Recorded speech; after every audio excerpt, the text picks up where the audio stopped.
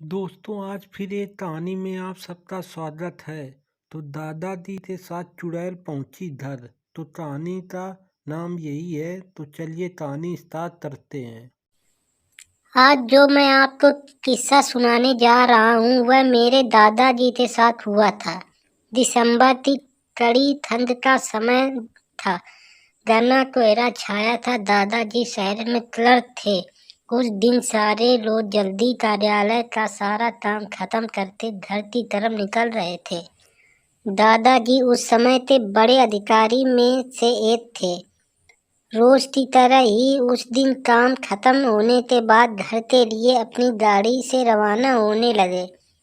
रास्ते में उन्हें हद से कुछ सामने भी लेना था तो वह अपने साथियों से अलग हो गए। उन्होंने घर की कुछ जरूरतों के सामान लिए और गाड़ी आगे बढ़ा ली। आगे जाने पर उन्हें कुछ मछली बाजार दिखा और वह मछली खरीदने के लिए रुक गए। ताजी मछली लेने और देखने में टाइम ज़्यादा ही गुजर गया। उनकी जब अपनी घड़ी पर नजर गई तो उन्हें आभास हुआ कि आज तो घर जाने में बहुत देर हो जाएगी और यह सब लेकर घर पहुंचने में काफ़ी समय लग जाएगा। फिर यही सब सोचकर उन्होंने सोचा कि क्यों ना जंगल के रास्ते से निकला जाए तो जल्दी पहुंच जाऊंगा। तो उन्होंने अपना रास्ता बदला और जंगल की तरफ अपनी गाड़ी को घुमा लिया। रात के 10 बज चुके थे। गाड़ी तेज रफ्तार से आगे बढ़ रही थी कि तभी अचानक तेज ब्रेक के साथ गाड़ी को रोकना पड़ा। उनकी गाड़ी के आगे एक औरत जोर जोर से रो रही थी। उन्होंने सोचा, इस वीराने में यह औरत क्या कर रही है।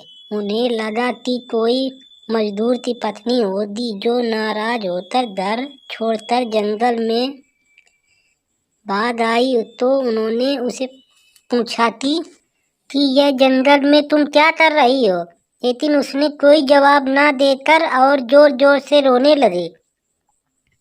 सारे जंगल में उसकी हू की सिसकियात गूंज रही थी।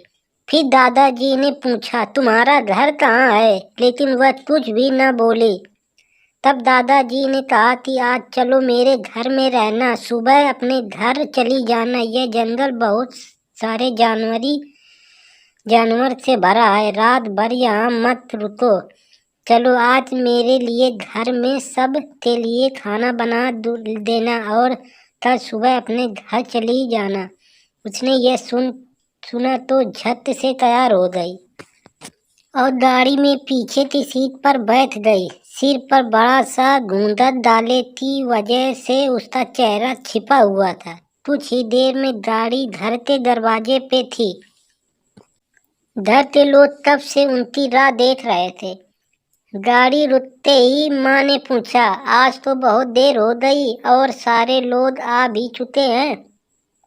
तब उन्होंने सारी बातें अपनी माँ को बताई और कहा कि आज खाना इससे बनवा लो, कल सुबह यह अपने घर चली जाएगी। इतनी रात तो बेचारी जंगल में कहाँ भटकती, इसलिए मैं ले आया। पर माँ को कुछ संदेशा हो रहा था कि कहीं चोर तो नहीं है। रात को सोने के बाद यह खाना बनाते समय कहीं घर के सामान ही न ले जाए।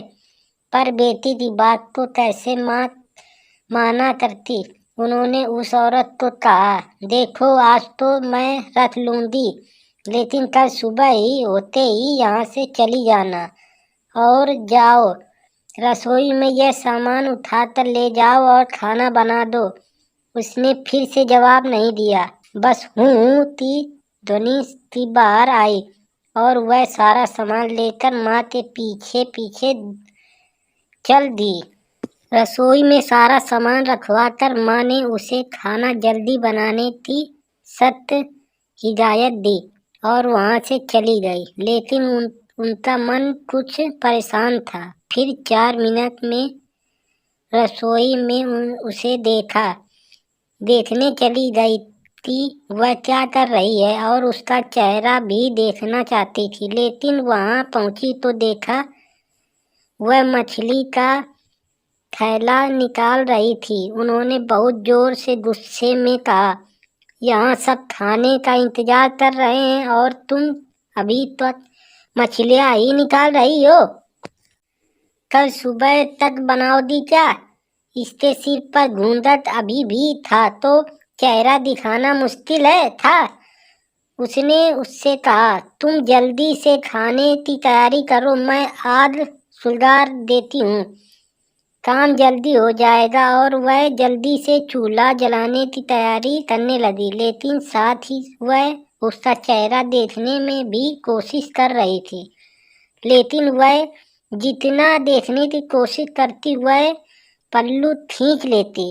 अंत में हार कर वह बोली, देखो मैंने आग सुलगा दी है और अब आधे सारा काम कर लो, कुछ जरूरत हो तो बुला लेना। लेकिन वह फिर कुछ नहीं बोली।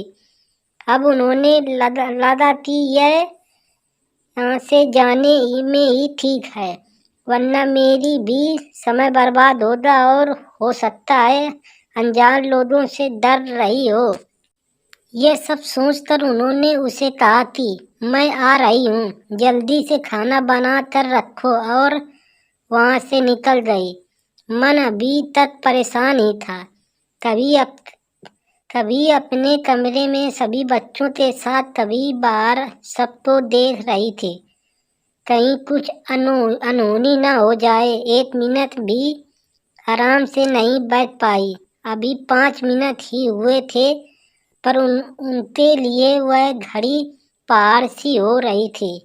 समय बीत ही नहीं रहा था। 8 मिनट बड़ी मुश्किल से गुजरे और वह तुरंत ही कुछ सोचकर रसोई की तरफ दौड़ी। और वहां पहुंचकर जैसे ही उन्हें रसोई घर का नजारा देखा, उनकी आंखें फटी रह गई। उनके पैर बिल्कुल ही जम गए, ना उनसे आगे जाया ना जा रहा था ना पीछे। उनके हृदय से धड़कनें रुक रही थी। वह औरत रसोई में बैठकर सारी कच्ची मछलियां खा रही थी। सारे रसोई में मछलियों और खून बिखरा पड़ा था।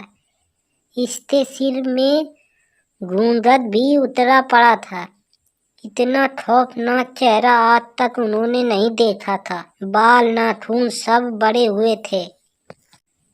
मछली खाने में मगन होने की वजह से उसे कुछ ध्यान भी नहीं था, और खुशी से कभी दो वह अखबार आवाजें भी निकाल रही थी।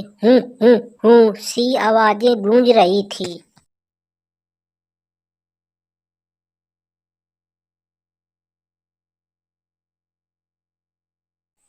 रसोई पिछवाड़े में होने की वजह से और लोगों का ध्यान भी इधर नहीं आ रहा था। माँ को भी कुछ नहीं समझ आ रहा था कि चिल्लाने से कहीं घर के लोग को नुकसान न पहुँचाए। वह चुड़ैल से अपने घर को कैसे बचाए, उन्हें समझ नहीं आ रहा था। बस भगवान का नाम ही उनके दिमाग में आ रहा था। अचानक वह आगे बढ़ने लगी उसकी तरफ और झट से एक थाल लिया और चूल्हे की तरफ दौड़ी।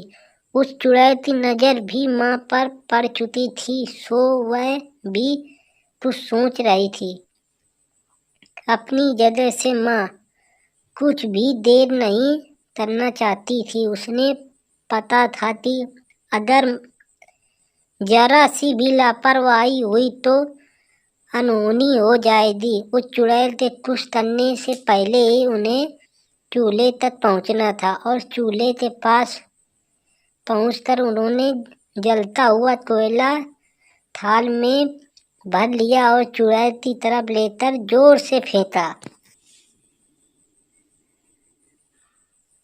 आग की जलन की वजह से वह अजीब सी डरावनी आवाज में निकालने लगी। अब तो उसकी आवाजें बाहर भी जा रही थी। सारे लोग बाहर से रसोई की तरफ भागे। वह चुड़ैल जोर जोर से हूँ की आवाज आई निकली रही थी और पूरे रसोई में दौड़ रही थी और माँ को पकड़ना भी चाह रही थी, लेकिन अब सारे लद रसोई में आ चुके थे। तो लोगों की भीड़ देखकर वह और भी डर गई। लोगों की भीड़